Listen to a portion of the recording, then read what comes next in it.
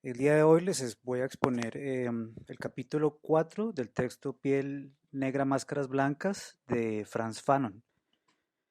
médico, psiquiatra y filósofo nacido en la isla de Martinica en 1925, que por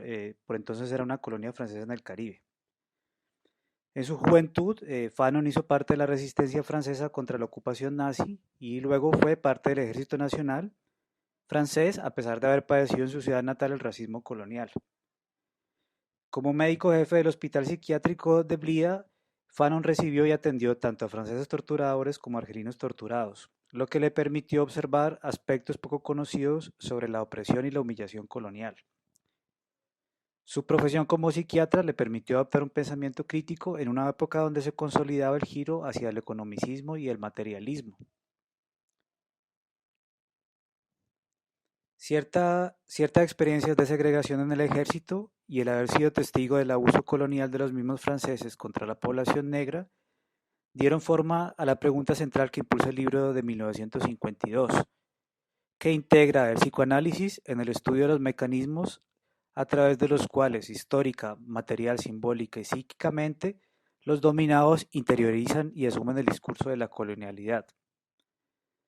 El libro Piel negra, máscaras blancas entonces parte de la pregunta: ¿por qué un negro está dispuesto a arriesgar la vida por quienes lo desprecian y maltratan? Publicado originalmente en Francia, el texto tuvo una amplia repercusión en círculos intelectuales donde se debatía el tema del colonialismo en el sudeste asiático y África, y fue fundamental para la generación del 68.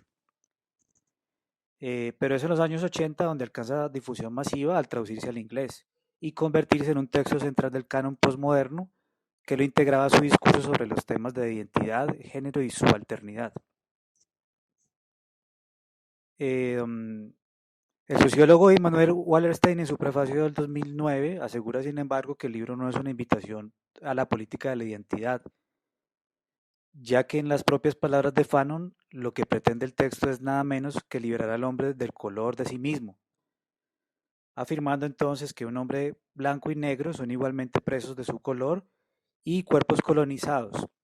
y que por lo tanto lo que debe combatirse es el complejo de inferioridad y el servilismo. Para Fanon, las similitudes entre oprimidos y opresores solo pueden desbordarse desde una lógica distinta a la del poder tejido sobre relaciones jerárquicas. Y estas relaciones solo pueden desarmarse si somos capaces de reconocerlas. El capítulo 4 del supuesto complejo de dependencia del colonizado parte del análisis crítico de la obra Psicología de la Dominación del psicólogo y etnógrafo Dominique Octave Manoni. Fanon busca ahondar en los fenómenos psicológicos que rigen las relaciones entre el indígena y el colonizador. Manoni se inspira en los personajes de Próspero y Caliban de La Tempestad de Shakespeare para intentar diferenciar las personalidades malgache, que son los nativos de Madagascar, de las personalidades coloniales europeas. Manoni primero caracteriza a los malgaches por su complejo de dependencia proveniente de un sistema religioso jerárquico, en el que los muertos constituían una instancia moral superior que los negros terminarían identificando con el colono, y caracteriza a la personalidad europea al contrario por su individualismo y la emancipación respecto de las tradiciones y la religión. Las sociedades primitivas, según el argumento de Manoni, habían enseñado a sus pueblos a obedecer y reverenciar a los ancianos y a los muertos, es decir, a la autoridad, y por esto estaban más que preparadas para aceptar la esclavitud y la colonización. Fanon resalta principalmente el papel que en su propio análisis Manoni ha dado a las subjetividades del individuo sometido y del que somete, como medida determinante del problema de la colonización, más allá de que este fenómeno sea producto de una intersección de factores históricos, materiales y sociales. Pero controvierte la hipótesis de este autor, sustentada bajo una aparente figura de autoridad objetiva, de una especie de predisposición heredada por los individuos al complejo de inferioridad, independiente de la dominación colonialista. Trayendo el caso de la segregación en Sudáfrica, donde una élite de blancos trata de evitar que los proletarios de su mismo color se mezclen con proletarios negros, Fanon destaca cómo la estructura sudafricana es profundamente racista y que la agresividad del proletariado blanco sobre el proletariado negro es fundamentalmente una consecuencia de una estructura económica desigual, defendida por la civilización europea, y no de una cierta predisposición al racismo como alegaría Manoni. El racismo colonial para Fanon es racismo y no difiere de otros racismos. Para Fanon, las sociedades simplemente son racistas o no, y advierte que es problemático tratar de matizar entre un comportamiento inhumano y otro,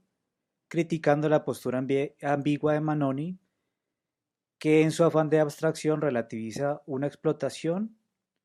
que, como se ha podido ver a lo largo de la historia de Occidente, tiene como único objetivo al ser humano.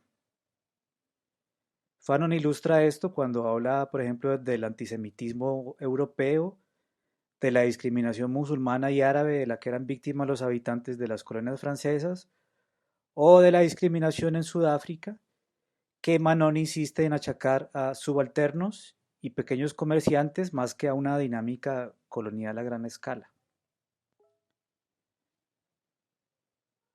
Todo ciudadano de una nación es responsable de los actos perpetrados en nombre de esa nación, alega Fanon citando las palabras del activista de la independencia argelina Francis Jansson.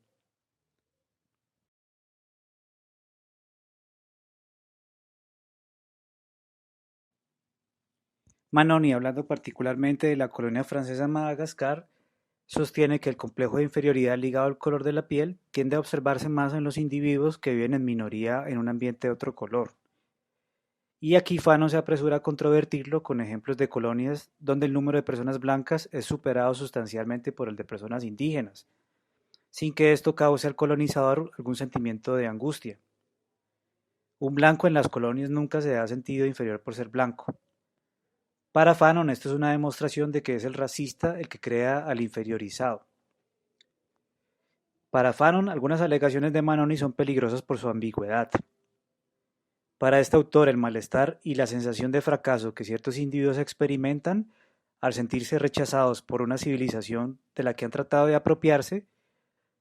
plantea que para este individuo no existiría otra solución que entregarse simplemente a la dependencia de sus superiores europeos. La primera preocupación de Manoni había sido criticar los métodos hasta entonces empleados por los diferentes etnógrafos que se habían asomado a las poblaciones nativas. Pero Fanon da una vuelta de hoja al afirmar que no fue la llegada del etnógrafo, sino la del colonizador, la que trastocó los horizontes y los mecanismos psicológicos, de la misma manera que transformó también el contexto material y social. En ese momento el nativo como tal dejó de existir para empezar a existir con el europeo. La alteridad para el negro entonces ya no es el negro sino el blanco. Pero mientras que Fanon sostiene que es un sentido de alteridad donde el hombre blanco impone su superioridad y obliga al negro a cuestionar inclusive su propio sentido de humanidad, Manoni sigue insistiendo en la existencia de un complejo de dependencia y un sentimiento de inferioridad independientes de ese sistema de dominación colonial. En ese orden de ideas, el Inca, el México o el Malgache de Madagascar entonces no habrían acogido al europeo náufrago por un sentido de cortesía, sino porque estaba cifrado desde siempre en su inconsciente recibir al amo esperado.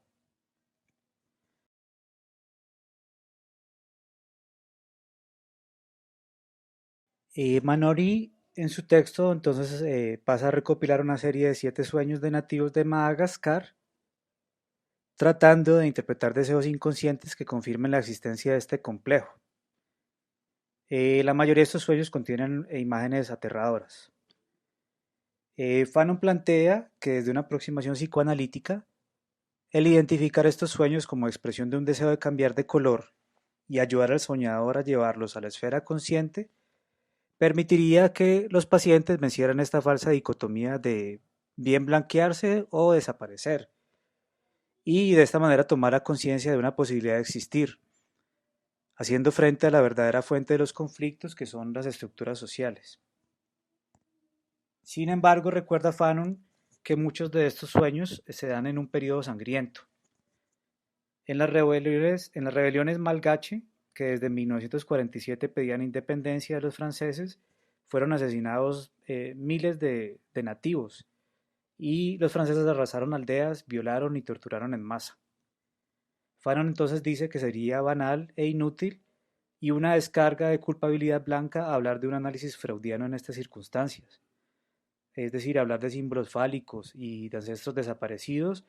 cuando lo que se expresa en los sueños son terrores reales. Los sueños de un ser humano dependen también, a fin de cuentas, de las condiciones generales de la civilización en la que vive, apunta Fanon.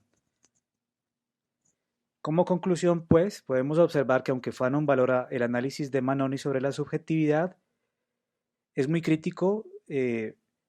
a su descripción de la situación colonial,